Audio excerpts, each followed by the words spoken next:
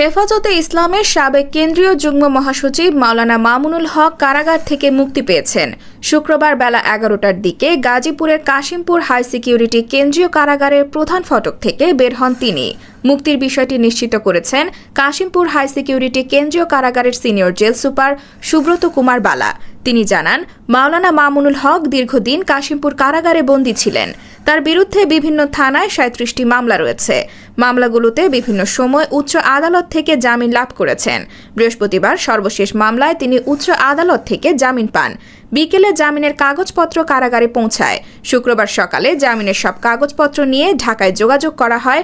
সেখানে কাজ শেষ হলে মামুনুল হককে মুক্তি দেয়া হয়। এদিকে মামুনুল হকের মুক্তির খবরে বৃহস্পতিবার রাতেই কাশিমপুর কারাগার ফটকে ভিড় করেন তার সমর্থক ও হেফাজতে ইসলামের নেতাকর্মীরা। কিন্তু কারা সূত্রে জানা যায়, রাতে তাকে মুক্তি দেওয়া সম্ভব হবে না। কারণ হিসেবে জানানো হয়, তার বিরুদ্ধে অনেকগুলো মামলা থাকায় জামিনের কাগজপত্র যাচাই বাছাই করা হচ্ছে। প্রসঙ্গত, নারায়ণগঞ্জের সোনারগাঁওয়ে রয়্যাল রিসোর্টে 2021 সালের 3 এপ্রিল এক নারীর সঙ্গে মামুনুল হককে অবরুদ্ধ করেন স্থানীয় আওয়ামী লীগের নেতাকর্মীরা। পুলিশ ঘটনাস্থলে গিয়ে তাকে জিজ্ঞাসাবাদ করে। খবর পেয়ে হেফাজতের নেতাকর্মীরা রিসোর্টে গিয়ে ভাঙচুর চালিয়ে তাকে ছিনিয়ে নিয়ে যান।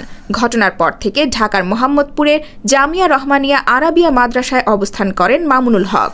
পরে 18 এপ্রিল ওই মাদ্রাসা থেকে মাওলানা মামুনুল হককে গ্রেফতার করে পুলিশ। এরপর 30 এপ্রিল সোনারগাঁ থানায় তার বিরুদ্ধে বিয়ের প্রলোভনে ধর্ষণের মামলা করেন তার সঙ্গে রিসোর্টে অবরুদ্ধ হওয়া নারী। যদিও ওই নারীকে তার দ্বিতীয় স্ত্রী দাবি করে আসছেন মামুনুল হক।